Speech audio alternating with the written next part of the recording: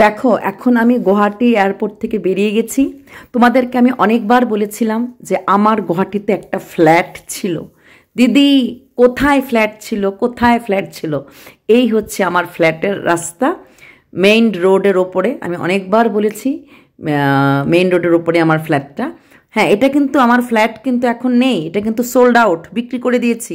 Please ভেবো না আমার গুয়াহাটিতে ফ্ল্যাট এখন আছে, মিথ্যে কথা হয়ে যাবে। মিথ্যে কথাটাকে আমি ঘেন্না করি। আমি কখনোই মিথ্যে কথা বলি না, মিথ্যে কথাটা আমি ঘেন্না করি। আমার এই ফ্ল্যাটটা এখন নেই, প্রথমেই ক্লিয়ার করে দিচ্ছি। দিদি তাহলে তোমাকে দেখাচ্ছ কি? আমি রাস্তাটা দেখাচ্ছি যে ফ্ল্যাটটা আমার ছিল। অবশ্যই এই ফ্ল্যাটগুলি তো ভুলতে পারিনি, স্মৃতির পাতায় অনেক মেমোরিজ, অনেক কিছু থাকবে। তাই এই মেমোরিজটাকে ধরে রাখার জন্যই কিন্তু এই ভিডিওগুলি করা, আমার জীবনের এই ছোটোখাটো মেমোরিগুলি। এই দেখো আমার ফ্ল্যাটের সামনে রাস্তাগুলি, ঠিক আছে? তারপরে আমি দেখাবো আমি ফ্ল্যাটের সামনে কোথায় গিয়ে ঢুকেছি, কোথায় ঢুকছি, পুরোটাই দেখাবো, পুরো গলি, পুরো রাস্তা সবটাই দেখাচ্ছি। তোমরা অনেকবার বলেছো, জিজ্ঞেস করছো, দিদি তুমি গুয়াহাটিতে আসো কি, দিদি তুমি গুয়াহাটিতে থাকো কি? হ্যাঁ, আমি গুয়াহাটিতে থাকি। মানে কি, আমার তো গুয়াহাটিতে একটা সময় বাড়ি ছিল এবং গুয়াহাটি ঠান্ডা পড়লেই শিলং ফেলে দিয়ে সাঁ সাঁ সাঁ করে গুয়াহাটিতে চলে আসতাম। তো যদিও আমার ফ্ল্যাটে থাকা কখনোই হয়ে ওঠেনি, কারণ গুয়াহাটিতে আসার পর ফ্ল্যাটে এসে তো আবার রান্নাবান্না করতে হলে নিজে একা থাকলে, তো সেটা তো আমি করবো না। তাই আমি এসে থাকতাম এসেতে। চলো ফ্ল্যাটের ভেতরে আমরা ঢুকে পড়ছি। এখানটা দাঁড়াও, ফ্ল্যাটের ভেতরে আমরা ঢুকে পড়ছি। তো এখানটাতে এটা হচ্ছে এন্ট্রান্স, ঠিক আছে? এই লিফট থেকে নেমেই হচ্ছে আমাদের এটা হচ্ছে রোডটা। তারপর এটা হচ্ছে মেইন ডোর। আমি কিন্তু যখন কিনতে এসেছিলাম এই দরজার এই ক্রিয়েটিভিটি দেখে আমি খুশি হয়ে গেছিলাম। এটা হচ্ছে মেইন ডোর। এই যে লিফটের একটা পাশে সিঁড়ি আর একটা দিক থেকে হচ্ছে আমাদের ঢোকার মেইন ডোরটা।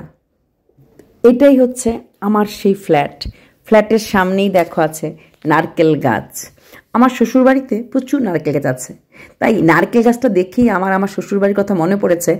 এবং তখনই আমি যখন ফ্ল্যাটটা কিনতে এসেছিলাম নারকেল গাছটা দেখে আমি খুব খুশি হয়ে গেছিলাম। মনে হচ্ছিল ইতিহাসের পুনরাবৃত্তি হতে চলেছে। এই দেখো আমার গুয়াহাটি ফ্ল্যাটটা। এবং সত্যি কথা বলতে এটা তো ঢুকে পড়লাম ফ্ল্যাটের ঘরে।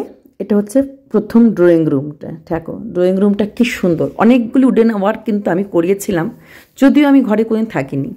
এটা হচ্ছে ড্রয়িং রুম। ফ্ল্যাটটা কিন্তু বারবার বলছি বিক্রি হয়ে গেছে। এখানে আমার একজন দাদা, বয়স্ক দাদা বসে আছেন। তো ওনাকে শুদ্ধই আমি ভিডিওটা করেছি।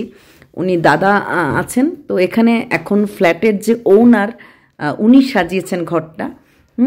কিন্তু আমার এই উডেন ওয়ার্কগুলি করা ছিল। এখানে উপরে আমি একটা ফাঁকা জায়গা রেখেছিলাম, ভেবেছিলাম কাঁচ দিয়ে সাজাবো। দাদা আমাদের ভীষণ, যাকে বলা হয় ফ্যামিলি ফ্রেন্ড। বা তো অনেকটাই বয়স, 70 ইয়ার্স হয়ে গেছে। তো সেই দাদার সঙ্গে দাদা আমার সঙ্গে দেখা করতে এসেছেন, শুনেছেন আমি আমার ফ্ল্যাটে এসেছি। তো তারপর দেখা করতে আসলেন, আমরা গল্প করছিলাম। এই দেখো ফ্ল্যাটের এই লাইটগুলি তোমরা দেখেছো, আমার ওই ঘরেও আছে। তারপর দেখো এটা একটা বেডরুম, ঠিক আছে? এখানে উনি মানে এখন যে ওনার, উনি এখানে ঠাকুর রেখেছে, খুব সুন্দর করে ঠাকুর ঘর সাজিয়েছে। এই দেখো এখানে ড্রেসিং টেবিল আছে, আর কিছু জিনিস, একটা সোফা আছে, একটা বোধহয় এখানে কিছু ওরা জিনিস রাখার জন্য। ঠাকুর ঘরটা খুবই সুন্দর, নিট অ্যান্ড ক্লিন ঠাকুর ঘর। ভদ্রমহিলা একা থাকেন, হাজব্যান্ড বাইরে চাকরি করে, কিন্তু এত সুন্দর করে গোছানো। দেখো এই যে কাজগুলি আমি অনেক শখ করে করিয়েছিলাম। পুরোটাই ইটালিয়ান মার্বেলের ঘর ছিল আমার ঘরটা। ডাইনিং টেবিলটা এখানে, পাশেই আমার বেসিন ছিল, আমার বেসিনটাই এখনও আছে। এই দেখো এখানেও বেলকনি, আমি খুব বেলকনি ভালোবাসি, তাই এই ঘরটা তো বেলকনি ছিল। আর এই দেখো বাইরে একটা ঠাকুরের জল নেওয়ার জন্য একটা জায়গা ছিল। এটা আমার কত বছর আগের ফ্ল্যাট। তারপর এখান থেকেও কিন্তু দেখো মানে অন্য বাড়ি, সিনারি, রাস্তা সবই দেখা যায়। আমি তো ওনাকে আর এতটা বলিনি যে আমি কেন ভিডিও করছি, আমি বলছি জাস্ট একটা স্মৃতি হিসেবে রাখছি। তাই আমি বারবার যে জুম করবো সেগুলি আমি আর করতে পারিনি, কারণ ভালো লাগছিল না, কথা বলছিলাম, বলতেই ভিডিওটা করছিলাম। এইখানতে তো এই ড্রয়িং রুম থেকে একটা পাশেই একটা বেডরুম। তুমি বেডরুম করো বা ঠাকুর করো সেটা আলাদা কথা। ডাইনিং হল, তারপরেই কিন্তু এই দেখো একটা করিডোরের মতো আছে, করিডোরের সাথেই হচ্ছে কিচেন, এই দেখো উনি কিচেনে আমার জন্য খাওয়ার করছিল।